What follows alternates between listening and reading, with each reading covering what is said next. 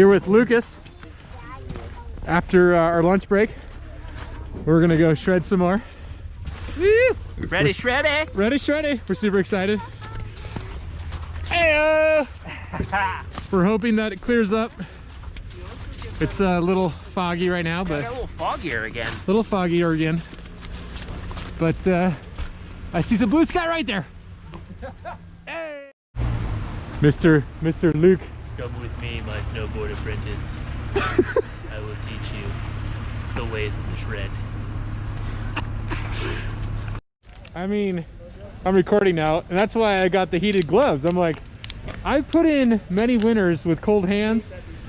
I deserve expensive heated gloves. Are you doing a commercial right now?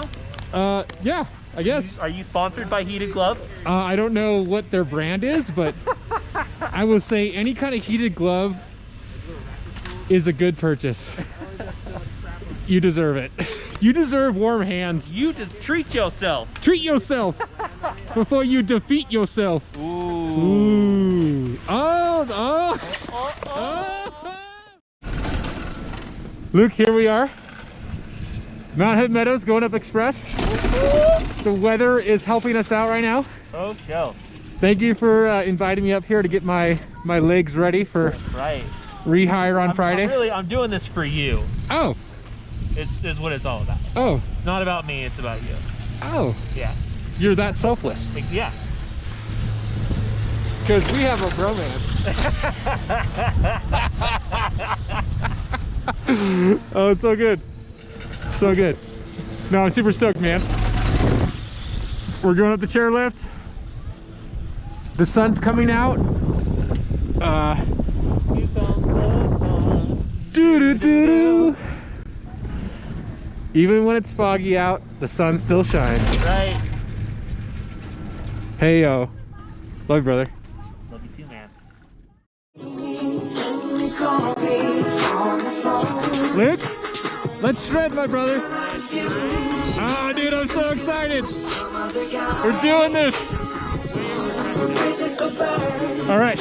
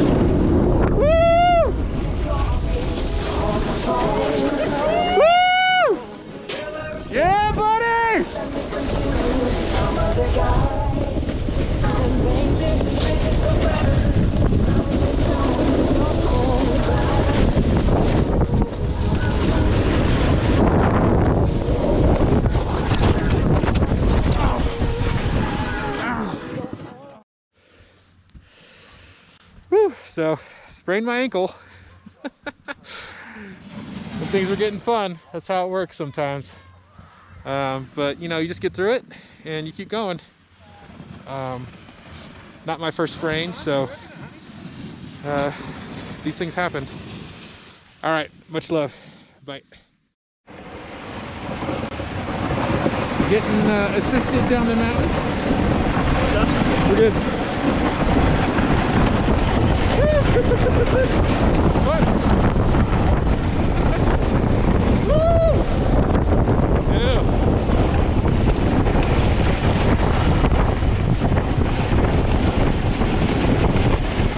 When life gives you lemons, you gotta make lemonade. Woo.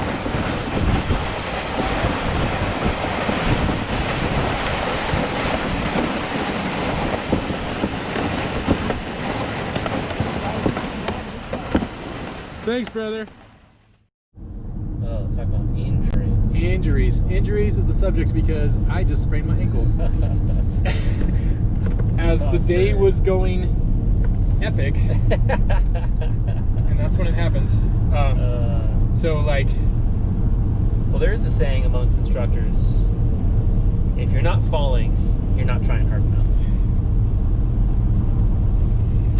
I guess I'm trying hard enough. That didn't feel good? No. Oh. Thanks. We were talking about future Jason. I know, like, it's so weird. Like, I sprained my ankle, but I'm happy. That's a good sign. Yeah. When you have enough good things going on in your life and you get injured, and it's like, right. Because the way I see it is like, it'll heal. And maybe that's just me being older. Like, I've injured myself before, and you just get over it. Like, life moves on. Yeah. So when you did that cartwheel, that's kind of like, I did like a cartwheel thing. Yeah. The cartwheel, man. It's and rough. I think my board hit a weird thing, and it just enough to tweak it. Tweak it.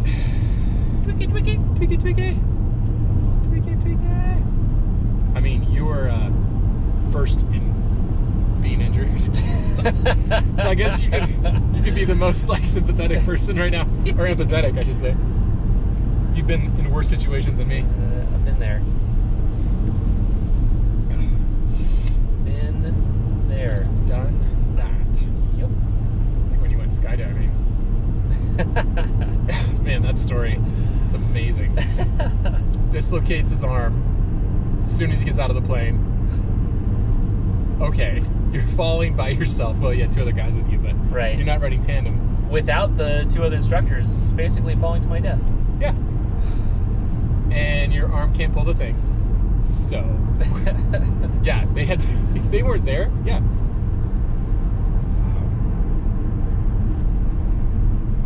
Did we talk about this before? Did you have any major, like, epiphanies, like, morality-wise? Like, oh, I could have died. So, this is how I'm going to do things different. You know what I mean? You know when people are, like, faced with death, they, like, change their tone for certain things? I mean, it was an intense experience for sure, but I knew the whole time that my instructors were there, so I didn't really feel, it didn't feel like a true near-death experience. Yeah. Like, if they weren't there and somehow, you know, like somebody else saw that I wasn't deploying my chute and they just like swooped in and like pulled my chute, or I don't know, whatever, like somehow it pulled itself or whatever, then that would have definitely been processed differently. But I did have the forward projection of, because at the time I wanted to pursue skydiving as a long-term hobby and like get to the accelerated free fall where I could jump solo, you know, without anyone else tending me or watching me. So like that was the intention, but I, you know, after that experience, thought forward to like, well, I guess I can't do this because, you know, like it might be fine the next 5 times, 10 times, 20 times, but I want this to be like a long-term thing. So there's probably going to be hundreds, maybe even thousands of jumps. Like if I really wanted to go all in on it, and if one of those times my shoulder doesn't behave, Especially when you have somebody else. that's the, yeah. Well, yeah, like if I'm the tandem instructor and I've got somebody else strapped to me. Could you pull this for me? Because I know I'm supposed to pull it, but I can't pull it right now. I can't pull it. Could you pull it for? So first off, breathe. Yeah. Don't freak out. So But I can't I can't pull the thing. So remember when my arm used to do this? It doesn't do that anymore. Don't do that. So before you freak out, You know how your arms can do that? My arms can't. so with your arm that still can do this, maybe you could pull the chute. And then how do you communicate that through sign language? Right. Oh yeah. Oh man, yeah, that must be an interesting thing where it's like you want this thing and it's a hard no. Yeah. Like, how do you reconcile that? Maybe that's the bigger lesson. Like, when you have such a vision or passion or ambition for something, and then it's like, this is an obvious hard no. Nope. Maybe that makes it easier in some ways. I mean, how'd that pan out for you? Like, I don't have much of a vivid memory about it. I mean, I was definitely bummed about the whole thing yeah, for a while, because at that point, I don't remember what number dislocation that was in the progression of all of my dislocations. Pretty sure it had been a while since that had happened at that point. But yeah, that was still kind of in the mid to mid-late range of my dislocations, and still like really got to me. Just about the dislocation part, not about the skydiving part.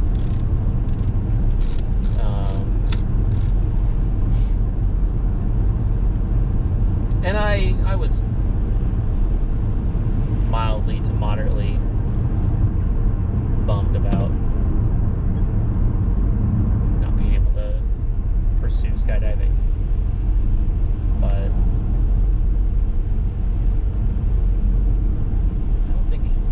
I don't think it was a big deal. Again, because it just wouldn't. I knew that if I did, one of those jumps would be my last. Well, I wanted it to be a hobby, and it was an interest. Not so much that it was worth dying for. yeah, or somebody else dying for it. Right. There's other priorities in my life. Yeah, it's a good like potential redirect. Yeah. Man, injuries. It gives you empathy though. Like, for others that are injured, it's not fun. Yeah. Damn, like we had easily 2 more hours. I know.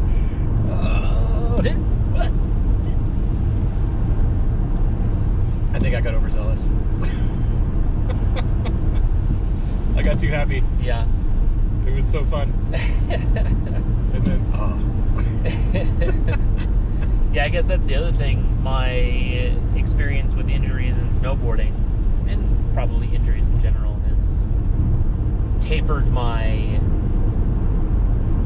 the extreme ends of adventure pursuits. yeah. It's like I definitely don't go as hard snowboarding, especially not on the first day, Yeah. anymore, because I want to do things to the point that I enjoy them and that I'll be able to keep doing them. That's a good sweet spot Yeah, for quality of life. yeah. That's a good sweet spot right there. Because you get too far to the joy, Yeah. this is what happens. You get too far to the I want to do this so that I can keep doing it, it kind of loses its thrill and its pleasure. Yeah. Because I could just like take it real easy, just do some slow cruising down the mountain. That would absolutely ensure that I would be able to keep doing it. Yeah, just barring outside, you Yeah. know, like somebody else plowing into me or whatever. just doing the bunny slope. Which, man, I mean, that's the other thing that I've never had that happen to me. But like, well, no, that's not true. I was just thinking, being injured by somebody else's actions. Like, my last season working at Meadows as an instructor, I knew this other guy who was a full-timer, brand new. He'd worked as an instructor at other resorts. He came to Meadows, and sometime in December was in a lesson on the bunny slope and got knocked over by this kid, and there was a snowboard standing up on edge behind him, sliced the back of his leg to where yeah, Oh no. he couldn't ride for the rest of the season, Oh, or couldn't ski. I don't Crazy. remember what his. I think he was a snowboarder. yeah. Wow. But yeah, like destroyed some ligaments, tendons, something back there, and he was out for the rest of the season. And it wasn't like, you know, he wasn't being dumb or risky or overzealous. It was just happenstance. Happenstance, yeah. Yeah. Where Yeah. somebody ran into him and knocked him over. I don't quite remember what the circumstance was, but I think that's like, my takeaway from today is like, you never know. yep. And OHP is even that more. Yeah. All right. My parents are right. I'm not invincible. The thing too is like this kind of stuff always seems to happen when you're off healthcare, when you're between coverage plans. Yeah. Like, I remember, actually that's what happened with the skydiving dislocation. I didn't have health coverage at that point. Oh shoot. So ambulance ride, ER visit, like all these things. Yeah. And I wrote a letter asking for assistance, financial assistance to, I think it was Providence, and they forgave the ER bill. Oh nice. Yeah. But that was separate from the ambulance ride.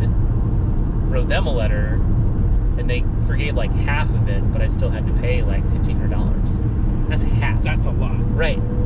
Really? Yeah. It costs $3,000 to get picked up. Yeah. Just call an Uber. Right. Yeah. Yeah. Maybe that's a new business for Uber. Well, Ambulance Uber. I don't know. Uberlance. Uberlance. There it is. Just call an Uberlance. $3,000 or 30? Ambular. Yeah, Uberlamps. that's an oversight in our culture. Uberlamps. I mean, I think the real oversight is just the lack of a universal healthcare system. I was talking with a dude from the work crew who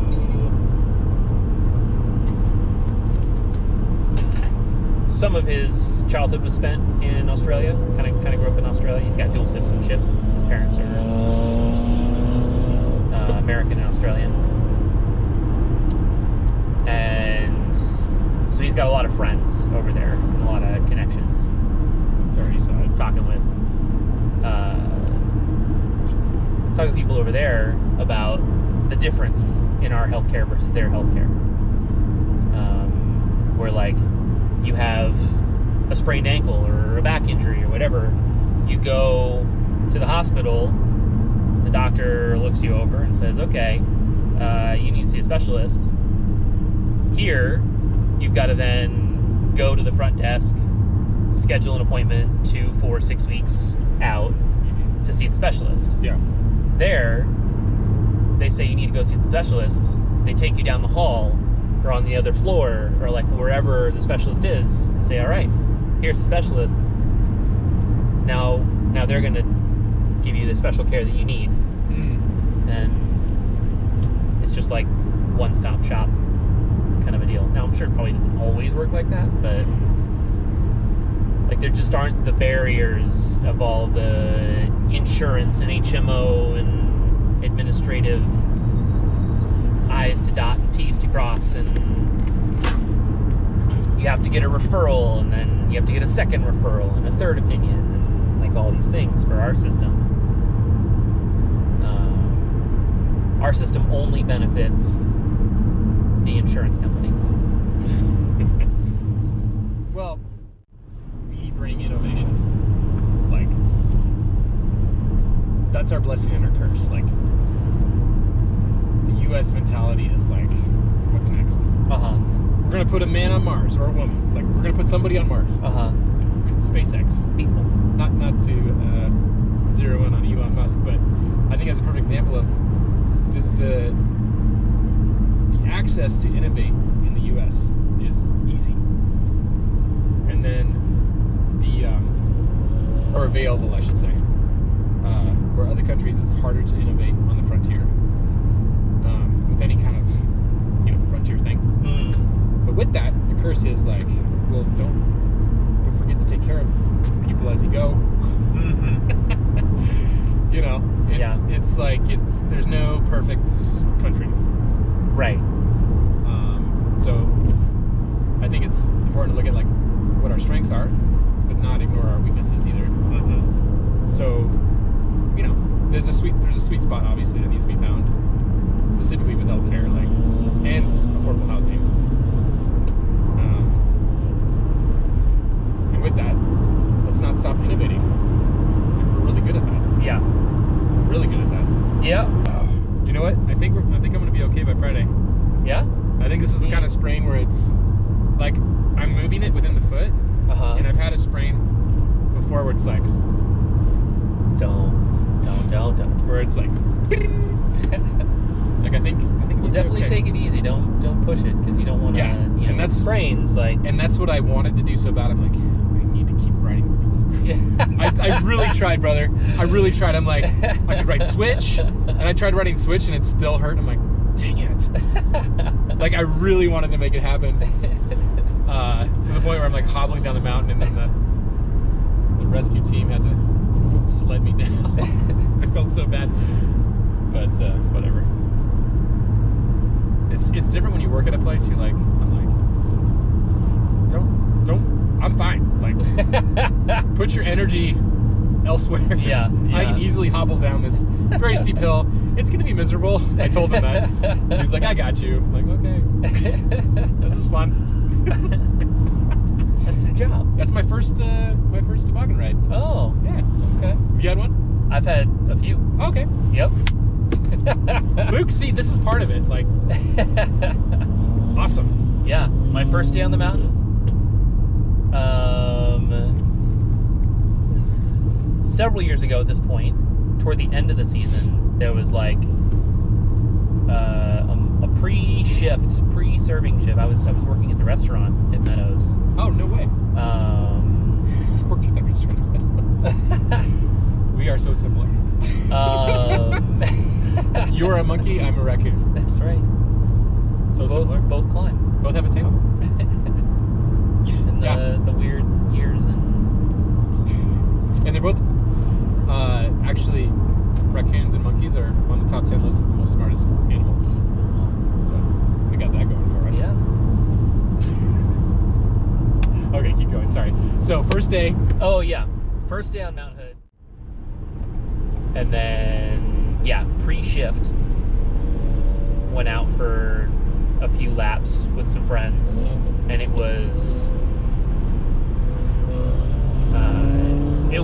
was hard pack, and then just found this one run. Oh no, it was like ice. Yeah. It was ice, and tried to go into the trees, thinking maybe it's a little softer. It was not. It was not. It was harder. It was harder. Bulletproof ice. Oh no. Lost my edge and just like had a pretty simple fall, but I like caught myself with my arms. Yeah. And popped it out. Oh.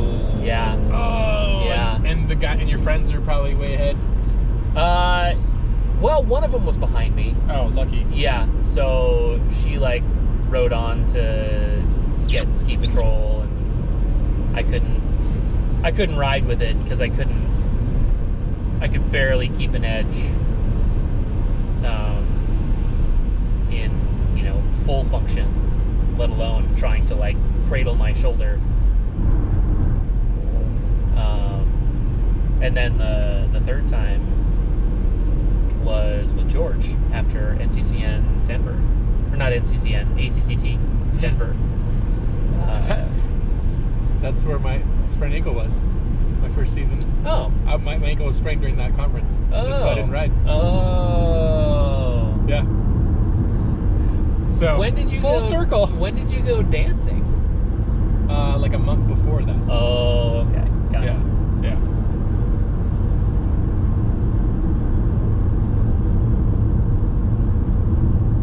Anyway. Yeah. Yeah, injuries. It's a thing. That was a rough. That one in Colorado was a rough toboggan ride. Yeah. Yeah, there was this one section that was like super moguly, just like bumping all over the place, trying to stabilize my shoulder. It's just like, Yeah. ugh. It was really sweet though. Like everybody on the chairlift are like, "Are you okay?" Everybody going by, "Are you all right? Sprained ankle. It's okay. I'll be all right." You went left or you went right? I went left. Well, I went right then left. So where the trees split, you kind of go towards Cascade. Yeah. Cascade Lift? Yeah, yeah. Yeah. And then and after that, there's another fork to Butternut, and then I always call it a different butter stuff.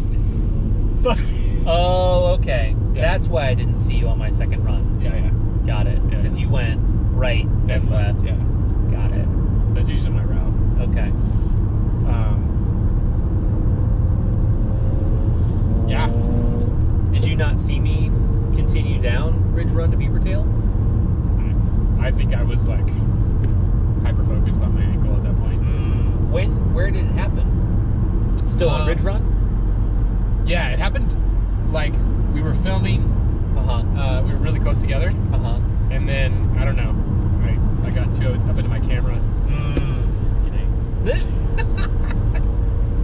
And then Yeah.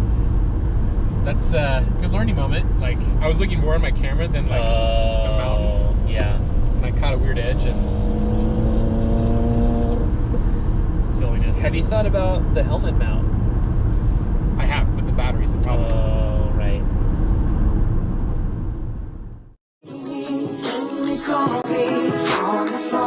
Luke, let's shred, my brother.